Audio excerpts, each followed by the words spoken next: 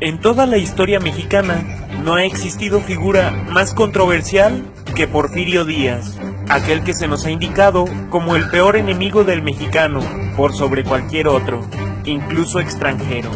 Pero durante 30 años en el poder, Porfirio hizo muchas cosas buenas, y quizá como ningún otro, realmente impulsó el desarrollo del país y nos transformó de ser el México devastado por la miseria y la guerra de su infancia, a ser un país pacífico, estable y tomado en cuenta en el ambiente internacional para los inicios de 1900.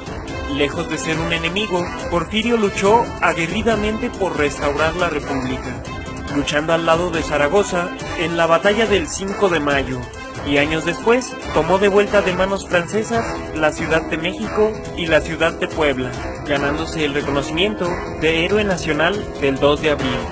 Al convertirse en presidente, heredó una enorme deuda externa acumulada de sus predecesores, por lo que, decidido a cambiar esta situación, estableció nuevos impuestos que no afectaran al comercio interno y redujo el gasto público.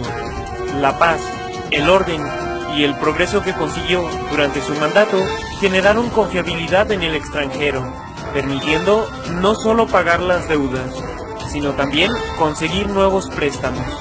Se fundó el Banco Nacional de México, que recaudaba impuestos, otorgaba préstamos a la población y manejaba la Tesorería Nacional.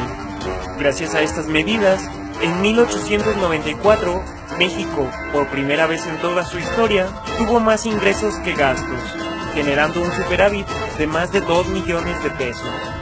Porfirio Díaz logró establecer relaciones de paz y diplomáticas con España, Francia, Inglaterra y Estados Unidos, países que hasta entonces habían sido enemigos de México. Gracias a esto, se abrieron las puertas a la inversión extranjera. Tentadores alicientes, como la exención de impuestos y ganancias garantizadas por el gobierno, provocaron un gran flujo de tecnología y capital por todo el territorio nacional, principalmente la industria ferroviaria, que tuvo un auge sin precedentes, así como la minería, que se veía revitalizada después de años de conflictos que la mantuvieron paralizada. Sin mencionar el enorme impulso que recibió la industria petrolera, que empezaba a representar ganancias importantísimas para el país. Aunque el peso se devaluó más de la mitad de su valor por la eliminación de la plata como unidad de referencia, esto resultó favorable para México, pues aumentó el atractivo del país para los inversores extranjeros.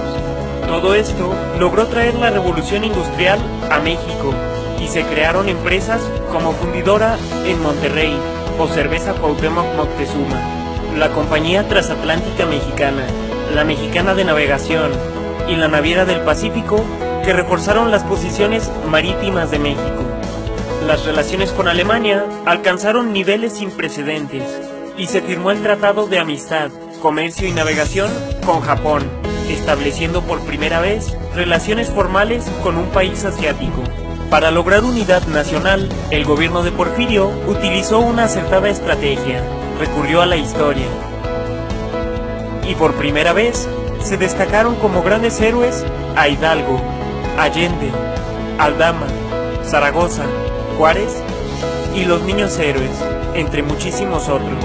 Se renovó todo el ejército nacional, se comunicó todo el país con telégrafo y se introdujo el teléfono, así como la electricidad.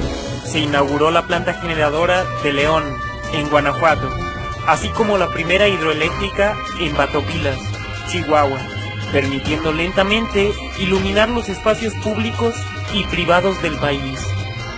También se inauguró el cine y se introdujo el gramófono. Señor Tomás A. Edison, estimado y buen amigo, tu amigo que con orgullo estrecha tu mano, Porfirio Díaz. Entró en servicio el tranvía eléctrico y los primeros autos al país. De esta manera, Porfirio creó el primer reglamento de tránsito de México. Durante el porfiriato, se llevó a cabo el embellecimiento de las ciudades. Gracias a Porfirio, se pudo retomar por fin la construcción en el país, que durante décadas fue prácticamente inexistente, construyendo entre otros el Palacio de Comunicaciones y Obras Públicas, el Palacio Postal, el Palacio del Ayuntamiento, e incluso el Ángel de la Independencia. Además de que se construyó la cárcel de San Luis Potosí, así como la de Lecumberri, una de las mejores del mundo en su época. Varios hospitales de vanguardia también fueron inaugurados, como el Hospital General de México o el Manicomio de la Castañeda, el mejor de América, sentando las bases de la salud pública. Además se construyeron cientos de nuevas casas para los obreros, como el caso de la colonia Guerrero, la colonia Vallejo o la colonia Santa María la Ribera, así como colonias para la aristocracia, como la Roma o la Juárez, que al fin otorgaba caterva a la ciudad, con calles anchas, frondosos árboles e iluminación, iguales que los países de primer mundo. Se firmó la paz con la Iglesia, permitiéndole realizar sus tareas con normalidad y acabando con la persecución de sus predecesores. Porfirio sentó las bases de la educación pública en México, ordenando que ésta fuera laica, gratuita y obligatoria, además de crear la Universidad Nacional, aunque aún no autónoma. También se creó la Escuela Normal de Maestros, abriendo más de 200 planteles por todo el país, aunque la idea original era que los profesores llegaran a todos los poblados de México. La entonces falta de vías de comunicación, así como la oposición de los hacendados, representaron un duro revés en los planes de Porfirio, pero las principales ciudades del país recibieron a los profesores sin problemas. Se consideró que las carreteras eran pieza clave para el desarrollo económico del país, creando la Secretaría de Obras Públicas y Comunicaciones, que hasta 1910 había construido más de 19,000 kilómetros de vías férreas por todo el país, comunicando la capital con los puertos más importantes y con los Estados Unidos. Modernizó el puerto de Veracruz, el de Tampico, el de Salina Cruz y el de Manzanillo. También creó la Escuela Naval Militar.